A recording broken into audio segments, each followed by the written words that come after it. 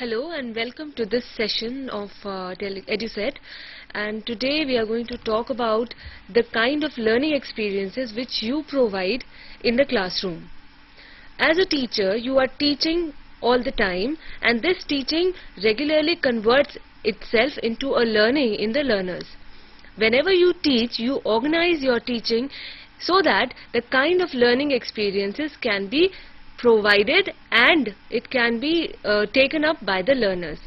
In today's session, we are going to discuss in details what are these learning experiences and what are the different kinds of learning experiences which you can provide to your students as a teacher. In this session today, we have with us Dr. N.K. Das, a reader in School of Education, and he is going to talk in detail about this topic of learning experiences.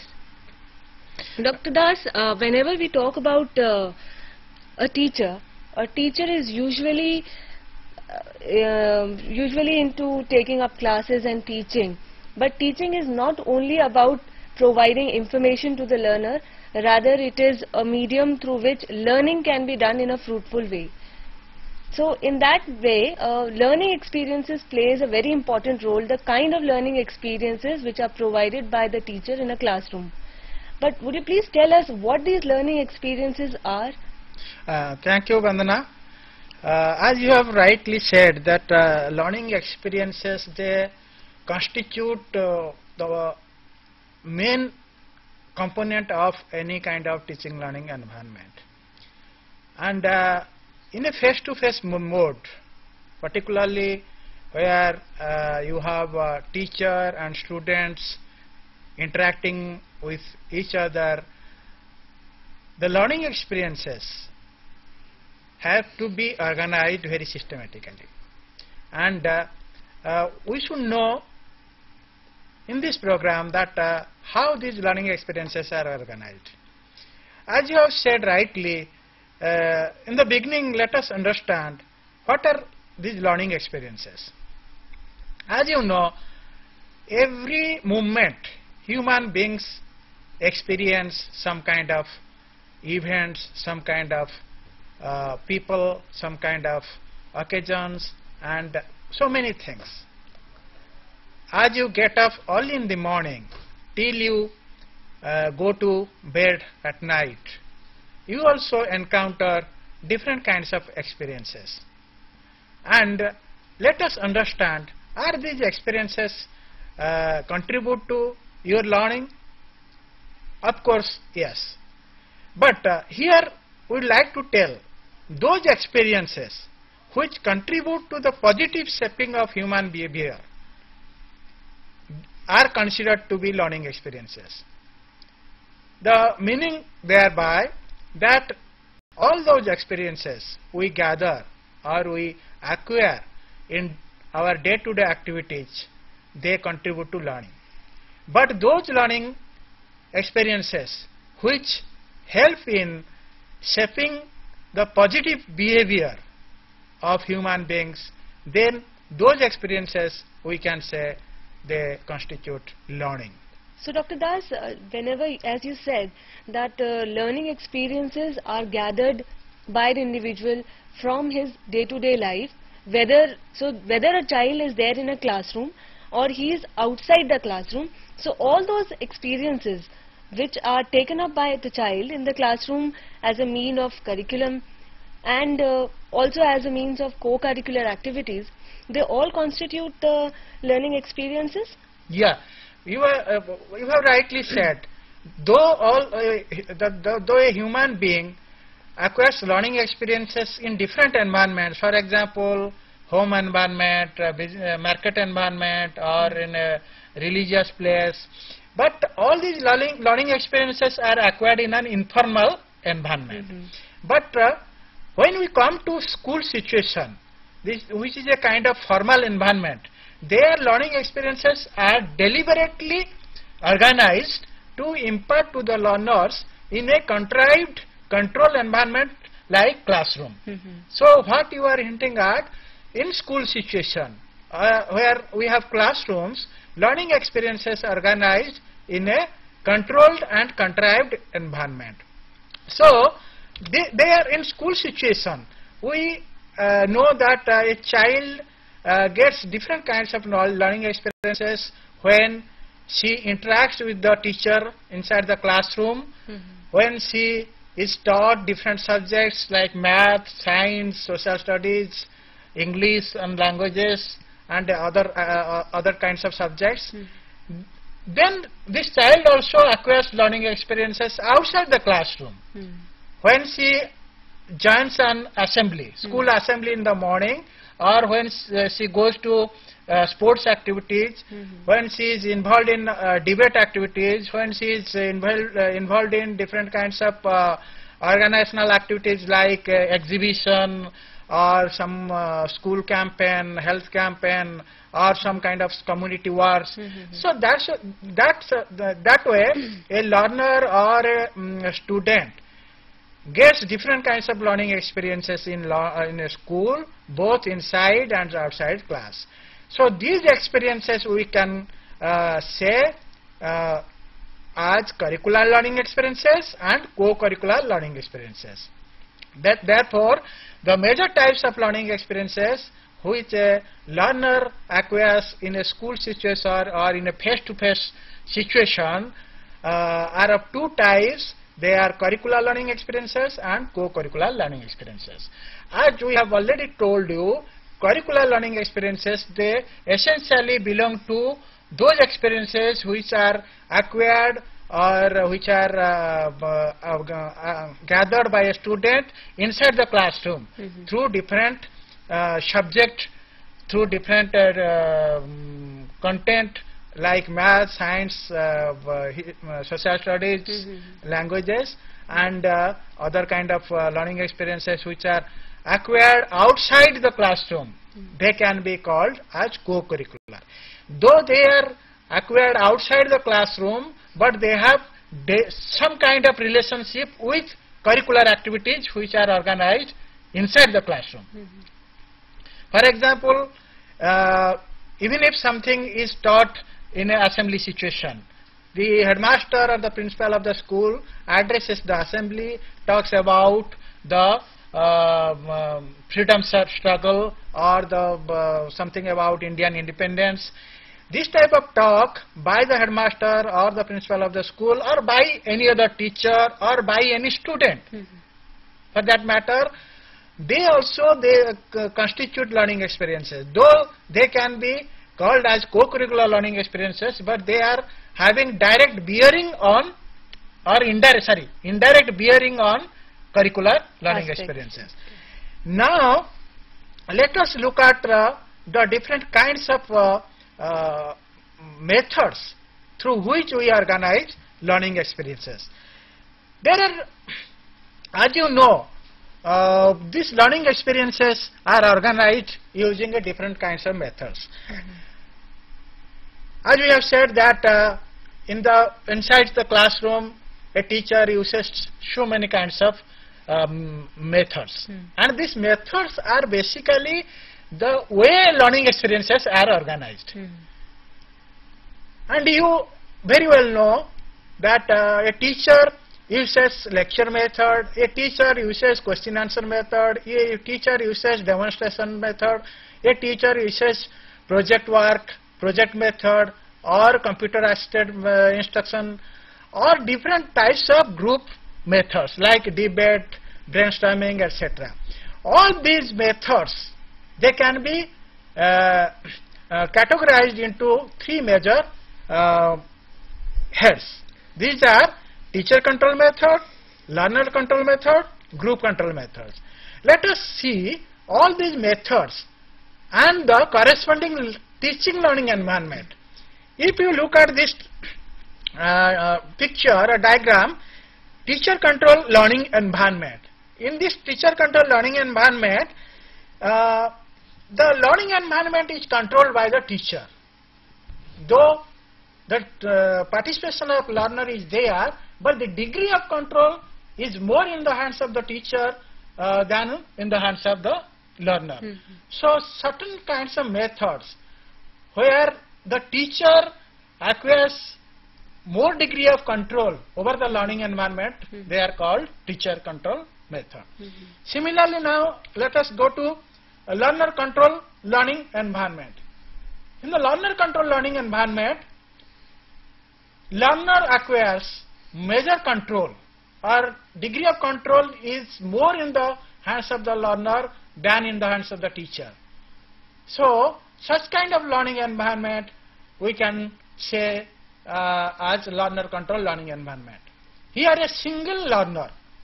So such kind of learning environment is basically found in a self-learning environment, or where the learner is asked to do learning assignment on her own. Now we come to the third category of learning environment, that is group control learning environment, where a group of learners, they control the learning environment, though teacher is there in the process. Here one thing I would like to tell you, that in all kinds of learning environment, or in all kinds of methods of teaching, there is the role of teacher. Without the teacher, any kind of teaching learning environment cannot be formed. It is the teacher who is responsible for designing a particular teaching learning environment. As you have classified them into learner control, teacher control and group control, teacher is there, but their role is different. Their role is different. For example, the degree of controlling the learning environment differs from one to another. In teacher control, the teacher controls. It's more autonomous. Yes. The teacher is there. Teacher takes major share in the process, whereas the learner takes a passive. We cannot say passive role. It is a less active role. Yes. So now we will discuss different teaching learning method which are used to organize learning experiences in a classroom environment. Now we start with teacher control learning methods. Under this teacher control learning methods, there are four major teacher control learning methods, mainly namely lecture, demonstration, then we have team teaching, then questioning.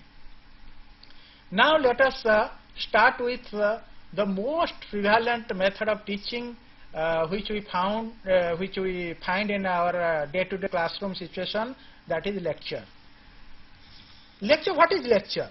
It is expository teaching, in which the teacher who communicates the new information or process provides the input directly. Basically, it is called expository teaching. Here the teacher exposes to the learner different kinds of information, ideas, events, processes to the learner directly. And the learner acquires this information from the teacher, and most of the time the teacher plays a vital role. But we cannot say that there is no role of learner in a lecture method. The role of learner is equally important in the lecture method, but the teacher has to design the lecture method in such a way that learner also actively participates. So it depends upon the teacher how he designs the learning environment using lecture method. Now let us come to organization of a lecture. When we talk of organizing learning experiences through lecture method, we refer to two major steps. One is planning of a lecture, second is delivery of a lecture. Under planning of a lecture, a few activities are involved. As you know, without planning nothing moves ahead. Similarly, while going to a lecture session, the teacher has to plan many things. For example, what are the objectives of teaching? What are the entry behavior of learners? What methods the teacher wants to make use of during the lecture session? What are different media that are to be used during lecture session? what are the major content points or teaching points they have to be covered during the lecture.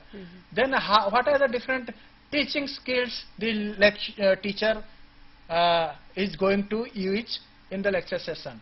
So all these, even what are the different evaluation questions, what are the different evaluation questions the teacher is proposing to ask during the lecture session. All these things have to be planned during the planning phase of a lecture. Once the planning phase of a lecture is over, then comes the delivery phase. Delivery phase occurs inside the classroom when the teacher goes to the classroom and initiates lecturing.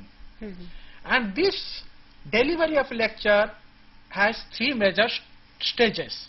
The first stage is introduction of a lecture, second stage is development of lecture, third stage is consolidation of a lecture. Introduction of a lecture is very important.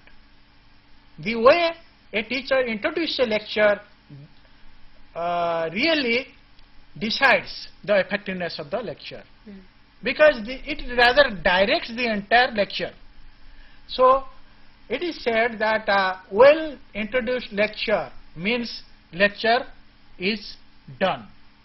If it is not well introduced, then we cannot say that it is well done. And it can be introduced by giving lot of interesting examples. And so there are different ways of introducing lecture.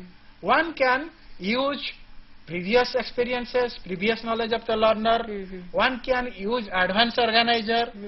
One can use so many, even some humor, some diagrams, some charts, even some technological gadgets. They can be also used to initiate lecture. For example, some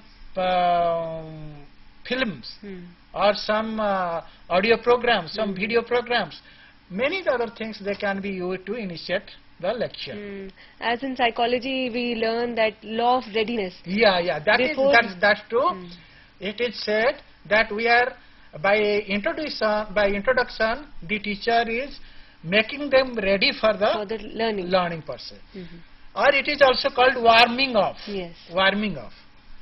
Then we come to the development phase. In development phase, the teacher uses different kinds of skills like using illustrating the lesson, using diagrams, using some verbal communication, non-verbal communication, different kinds of gestures, postures. Even questioning also is used to present information during lecture. So these are the different tasks which teacher does at the development stage. Then comes consolidation phase. At this phase, the teacher consolidates whatever he or she has taught during the lesson through recapitulation or through summarizing or highlighting points on a slide projector or through PowerPoint presentation. Any means can be adopted to summarize or consolidate lecture. So this is about organizing learning experiences through lecture. Now we come to the next important technique or method, that is called demonstration. Vandana, would you like to tell about demonstration? Yes, sure, Dr. Das. As Dr. Das have been talking about lecture method, lecture is one method in which teacher has a full autonomy or a control, and rather an objective of lecture method is to train the mental faculties of the learners. The second important method which you can use in your classrooms is demonstration. Demonstration, when we use this word, then we get a meaning that demonstration is nothing but showing how something is to be done or not to be done. At a times what happens, like for example, you want to tell your students how power is generated in the power stations. Of course, most of the times you cannot take your students to the actual site of any of the dam which produces power, but you can prepare an actual model of the power station or of a dam where the electricity can be produced, and this can bring the experiences which you can provide them actually when you take them out for the visit. So demonstration actually helps in bringing about all those experiences which you, due to lack of time or money or due to any other reasons, are not able to provide to the learners. So demonstration is a very powerful tool. And another important thing which comes in the mind when we talk about demonstration is that demonstration always arises curiosity amongst the learner. It increases the readiness of a learner in a way, as you might have experienced in your day-to-day teaching, that if you bring anything new to the classroom, there is always a buzz, there is always a happiness and the curiosity which comes to your children. So that demonstration can bring to the learner. It can really charge your learners to learn. So if you club together demonstration along with the lecture method, it will become very, very effective. But how can you do it? How can you organize demonstration, effective demonstration classes in your classroom? For this, you can just have a look at the next slide. Whenever we talk about organizing a demonstration, the first thing which you have to do is that you have to chalk out various steps which you want to demonstrate, various steps which are involved in demonstration, so that student can follow it very properly. And after you finish off with writing the important points that you want to ponder your students upon, then you can make sure then everyone in the classroom hear it and see it. Sometimes what happens, demonstration, you make a model, such a small model, that if you place it on your table, it is not visible to the child at the back. So even if the model is nicely prepared, the demonstration model is nicely prepared, but it is of no use to the learners. So what can you do in this situation? Well, if you cannot prepare a bigger model, then what you can do, you can call the students sitting at the back to the front and let them explain to their classmates. This will be more effective, because students will think that they are participating and you will give them more chance to participate upon. This is a very important thing whenever you talk about demonstration. And next thing is, always prepare out some handouts, some materials. This will help the learners to actually know what are you going to do in the classrooms. If you have a handout ready with you, you can just show them to your learners and they will first read it and they will be more prepared to basically watch that demonstration which you want to show into the classroom. And another thing which you can do is communicate them what you are going to demonstrate.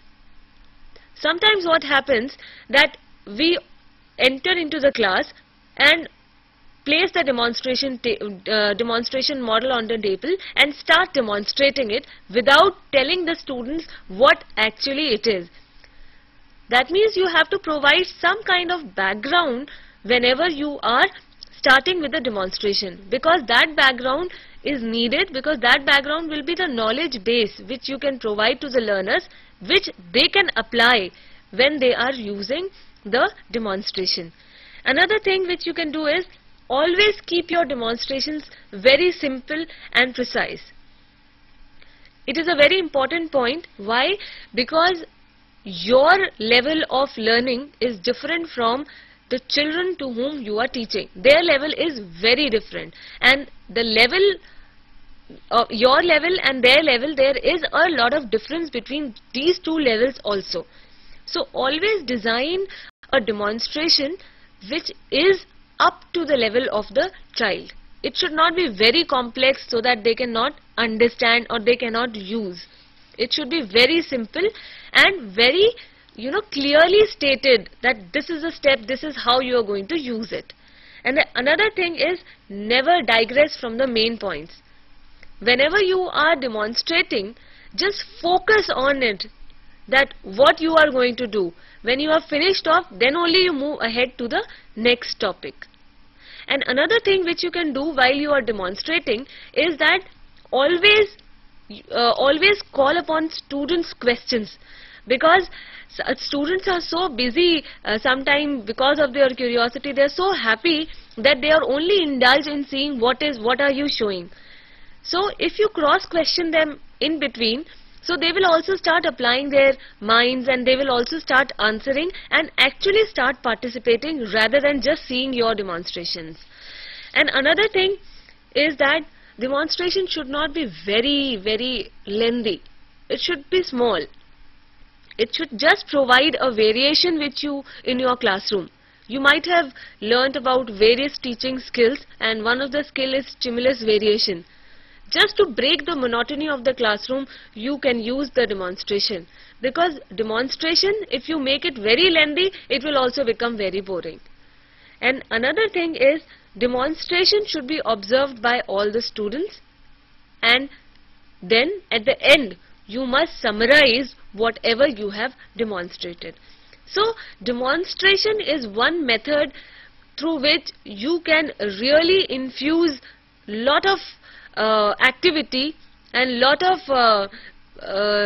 what you can say is participation amongst your classroom. So this is more of another kind of a teacher control method. There are so many other kinds, and one other method is team teaching, which I think Dr. Das will will able to tell. Okay, thank you, Vandana.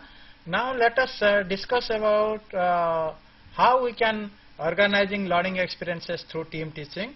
Generally, if we analyze the very word team teaching, that's a phrase team teaching, it is a teaching by a team. Team means more than one teacher. Generally we find in a regular classroom that a single teacher teaches students, but in a team teaching more than one teacher, maybe two teacher, maybe three teacher or four teachers, they form a team of teachers, then they teach the students. Here is a definition perhaps that will explain the concept of team teaching. It is a form of organization in which individual teachers decide to pool resources, interest and expertise in order to devise and implement a scheme of work suitable to the needs of their student and the facilities of the institution. If you look at this particular definition, expertise, that means each teacher in a school or in a college has some kind of expertise. Somebody is very expert in presenting a good lecture. Somebody is expert in handling lab experiments. Somebody is expert in organizing co-curricular activities. Somebody is expert in organize something, some activities like debate, seminar, etc. So each teacher has some expertise. So in a team teaching, all these expertise, they are pulled together and they are made use of to organizing learning experiences. Now there are different methods of organizing team teaching. Mainly there are four methods. One is team teaching in the same class period.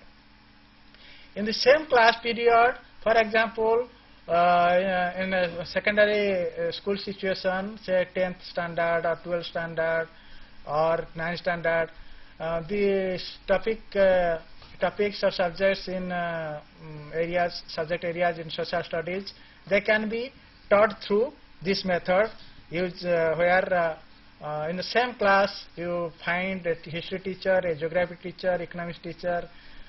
They are there to teach a particular topic. Suppose if Indus Valley civilization is to be taught to 9th grade students, so the history teacher can also invite the geography teacher as well as economics teacher. Three of them, they can form a team and teach the topic on Indus Valley civilization. Similarly, specialization based team teaching. As I have already told you, each teacher has some special ability, and this special ability must be used to teach the students. If somebody is very confident in delivering a good lecture, let that teacher deliver that lecture. If somebody is competent in organizing debate, let that teacher be assigned how to organize debate. So this is basically specialized based team teaching. Then ability-based team teaching. Similarly, each teacher has certain ability. That ability also should be made use of while forming a team. Then fourth is relay style of team teaching.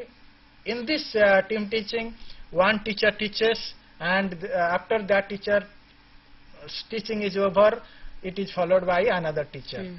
So basically in these four types of team teaching method, there is some little differences. Otherwise the main focus is to form a team based on individual ability, based on the specialization, and then teach the students accordingly. So now we come to the next method, that is questioning method. It is very important in any kind of teaching learning situation at different levels, maybe at primary level, secondary school level, or higher education level. Questioning is a powerful method of teaching. So questioning can be used to find out how well students understand a particular information. Particularly when a teacher is teaching something, immediately that may be followed by a simple question. So here questioning is not used as an evaluation tool. Rather, questioning is used as a teaching tool. To shift students' attention from one point to another, to increase retention of important points by isolating and emphasizing them, to put students in the right direction before starting assignments. For example, students can be provided some assignments, so in order to perform those assignments, the teacher can formulate certain questions. So these are basic purposes of questioning. Now, how we can organize learning experiences to question? Whenever a teacher teaches, she should state the question clearly and precisely. The question must express clearly what is expected of the student's response. There should not be any ambiguity in the question, otherwise students will be in trouble. Pause after asking the question and allow it to hang overhead. After asking a question, when the teacher is engaged in classroom teaching, the teacher must pause for some time so that the students, they think over it the question, then respond to the teacher's question. Call on students at random. Sometimes it happens that some students, they are asked questions always. That should not happen. This teacher should ask questions to all students at random. Provide immediate feedback to students. Once the students has given the right response, the student must be congratulated and given right feedback. If the student has given a wrong answer, she should not be discouraged, rather she should be provided with corrective feedback. Dr. Das, you were talking about various levels like primary, secondary and higher education. So level of questions will be also different? That's true. When the questions, the kind of questions to be asked to primary level should not be very higher level. It will be at the lower level. But asking questions to college students or higher secondary students, they must be at a higher cognitive level. So there should be a match between the level of question and the level of students. Yeah. Okay, welcome. There is a call from Alwar. Very good morning, Dr. Das. Yeah, thank you so much. This is Dr. Prasad calling from IGNOU Study Center, Alwar. Yeah. And in fact, we are having a very, we are organizing a different kind of session over here, and we are really delighted to see that you are organizing learning experience from face-to-face mode. Yeah, and we are having Dr. Gautam with us, who is the Regional Director, Jaipur. Yeah. Who would like to interact with you also.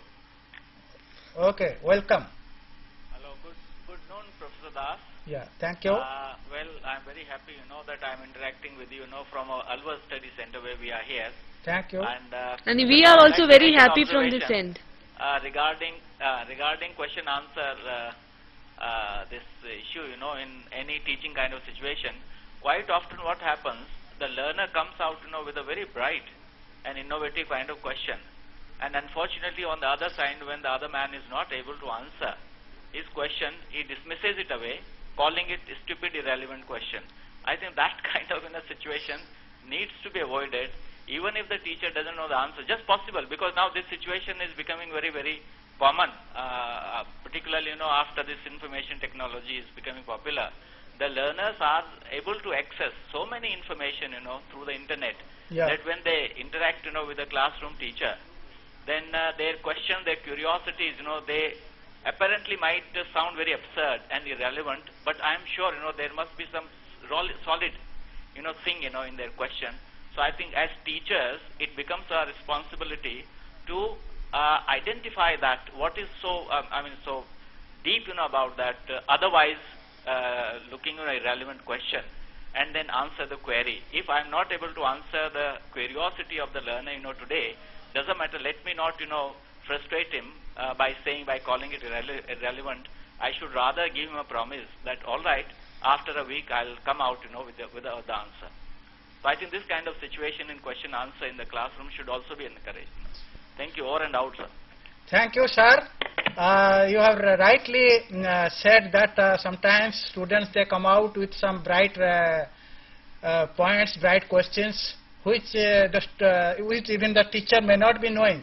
So when we are discussing about organizing learning experiences, let me tell you, sir, that learning experiences involves three kinds of major inputs.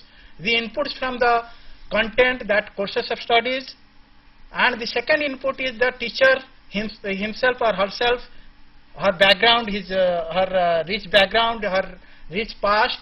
Then the student himself, the learner himself or herself. The learner is also a source of learning experiences.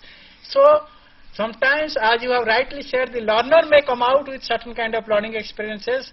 It is the duty of the teacher to acknowledge such kind of new learning experiences, and those new kind of learning experiences, they must be integrated into the teaching learning process.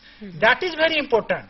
A teacher with a positive attitude to teaching should integrate the new inputs which may come in during the process of teaching learning into the teaching learning process. Then that teacher will be more effective than a teacher who doesn't acknowledge such new inputs from the learner. Thank you.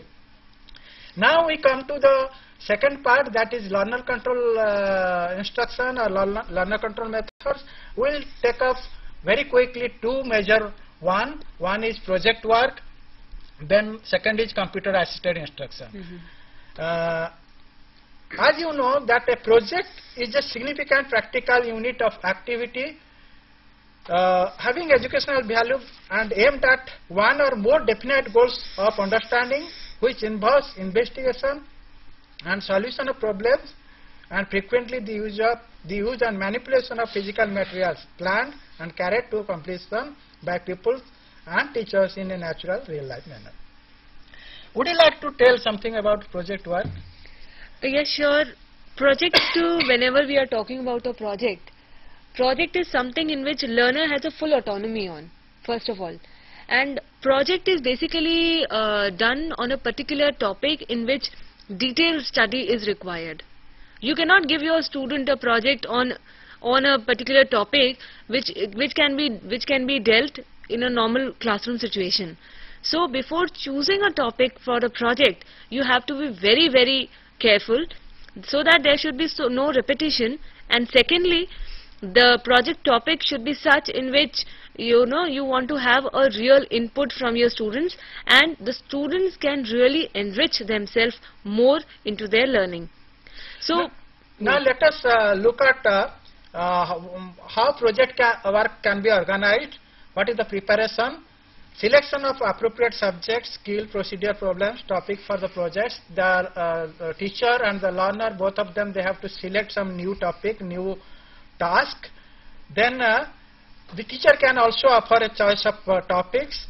Then the teacher and both the teacher and the students, they can sit together and formulate objectives of the project. Then listing different resources and locate use those resources that are needed to really carry out the project. Then sequencing the work very elaborately and efficiently. What work to be done first, second, third, like this. Timetabling the project realistically. If this work has to be done, how much time is needed, second work, how much time, like this, time management has to be done. Then there should be some information managed system, like organizing some record system where information can be recorded properly, what has been done, what is to be done, like this. So now, and once this is done, this is discussed at the planning stage, then one can go for implementation stage of the project work. Then of course that is the last is reporting stage. At the implementation stage, the learner, if it is an individual project, or the group of learner, if it is a group project, they go to the field and really work out whatever they have planned earlier. Then once that phase is over, then they come and they interpret the data and develop the report.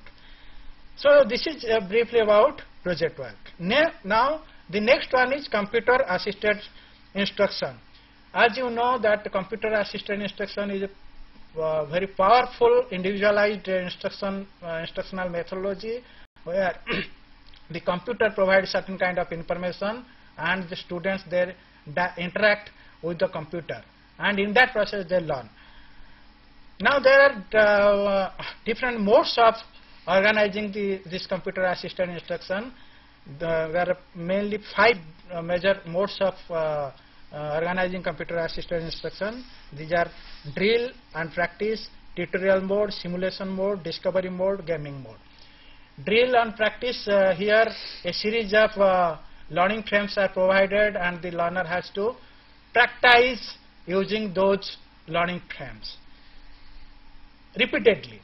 Then tutorial mode, it uses program learning instruction approach where learning frames are provided and the learner can give her feedback, her response, and the computer gives feedback, and the learner also can branch out to different frames in the computer to learn better. Simulation mode is basically used where real life things are simulated and the learner interacts with the computer to learn. Discovery mode, of course, is used to learn many things by discovering on the computer. Or gaming mode is very popular among the students where games are there and different kinds of puzzles they are there in the computer and the learner uses those gaming mode. Now group control method, there are major 5: discussion, debate, symposium, panel discussion and brainstorming, which are used in a school situation, and they also are used to organizing learning experiences. Now we come to very briefly co-curricular activities which are organized in the school. These are literary activities, physical development activities, aesthetic, cultural development activities, civic development activities, social welfare activities, leisure time activities, excursion activities. These are different kinds of activities which are also used to provide learning experiences outside the classroom. They are, though not directly associated with curricular activities, but they are indirectly, as you have said rightly, associated with curricular activities. Now I can request you to sum up. Yes, Dr. Das, as you have already deliberated upon the important points that learning experiences can be organized in a curricular experience and also as a co-curricular experience. But we cannot demarcate between the two. Both of them are very, very important. So you have to keep a balance between the two. And in today's session, we have already talked about what are the various kind of curricular learning experiences by which you can provide to the learners, and the different kinds of co-curricular learning experiences which are important and which you can provide to your learners. So this session today we end up with a hope that you will organize in your classroom a learning experience which is both enriching as well as very, very enthusiastic to the learner. For this session, I would like to thank Dr. Das for his expert deliberation upon the same topic. And with this, we come to the end of the program. Thank you very much.